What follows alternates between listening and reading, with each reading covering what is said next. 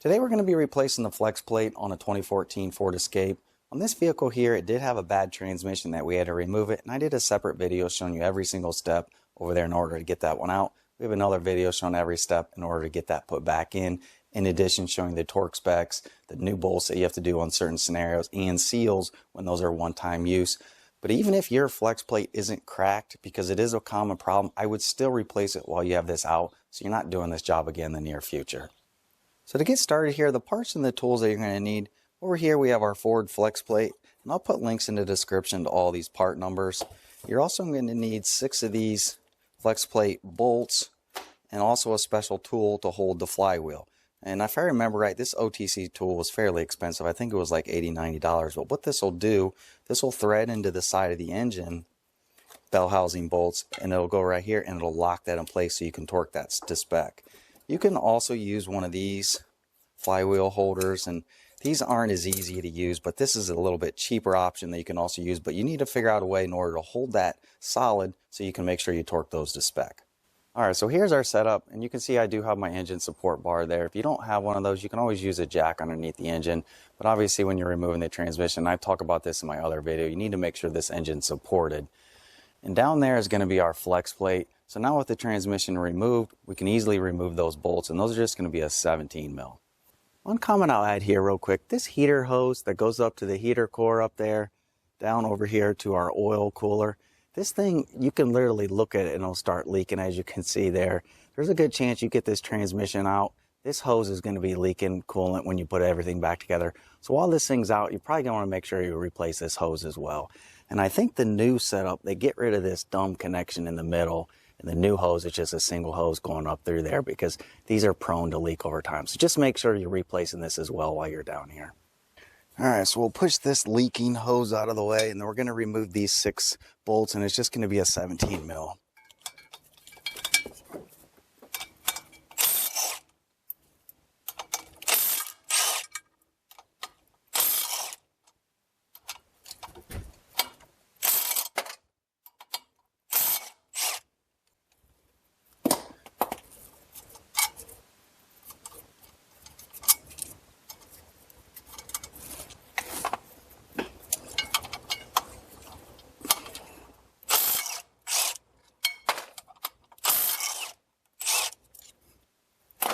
And our flex plate should slide right out. While you have this out, this is a good time to inspect this rear main seal if it's leaking. Ours looks okay here, so we're going to leave it alone. But if yours has any signs of oil leaking through here, make sure you also replace that as well. And that's just held on by those bolts there. Now with the old one out, we're going to compare it to our new one. And don't be alarmed by different things like this or those holes cut out. These are just balanced differently, similar to how you balance a wheel. It's a very similar setup where this has to be balanced in there. So don't be alarmed if you don't see any of these over here.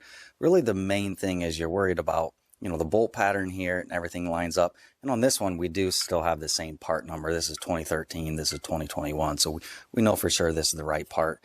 And also when you're removing the transmission, I talk about this in my other video, you want to make sure you do a mark here on the flywheel to the torque converter, because sometimes depending on the models, they only go on a certain way.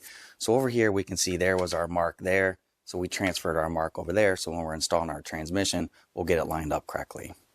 Now we're ready to install our new flex plate on here. Just pay attention to this dowel pin right here. It needs to get aligned there. So we'll flip it back around. Set it in there. Then we're going to take our new bolts, and again, these are one-time use only, so don't reuse these.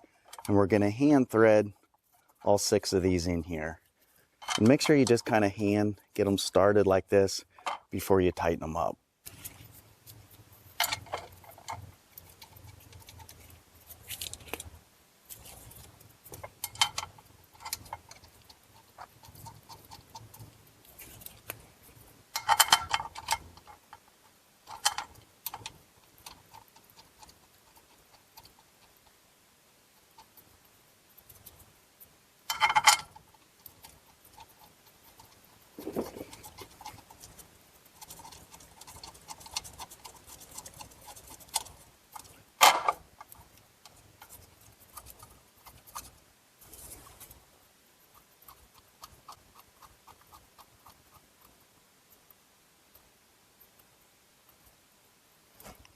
All right, so after you get those hand tightened, we're now going to install our special tool here.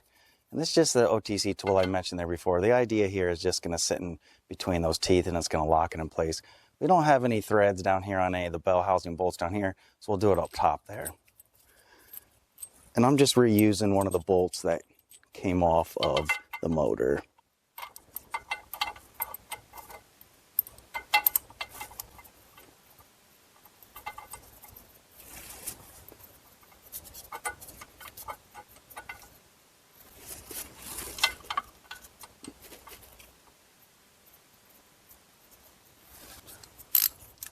And we'll just gently snug this up.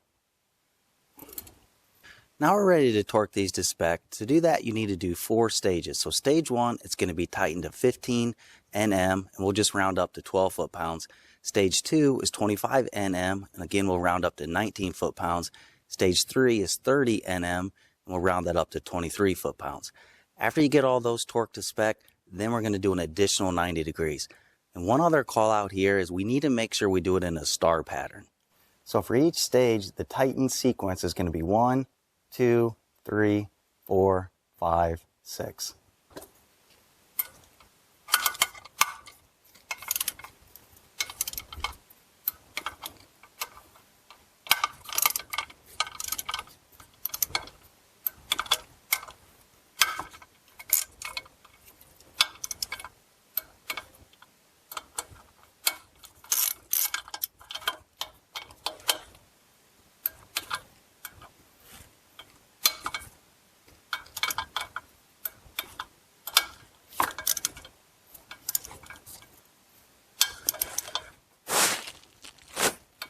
Okay, so there's 12 foot-pounds.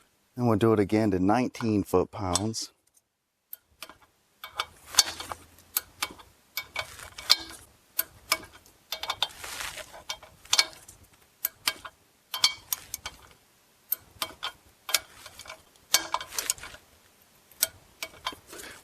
Then stage 3 is going to be 23 foot-pounds.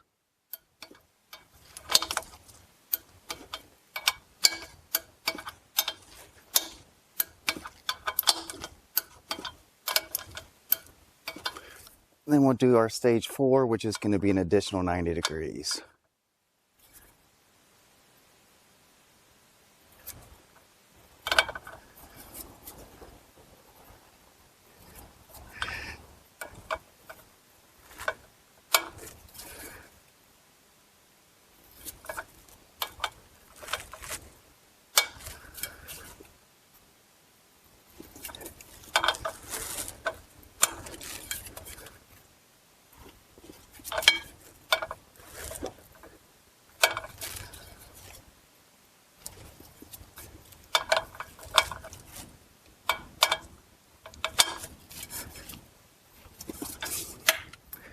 All right, so once you get those torqued, then we'll remove our tool.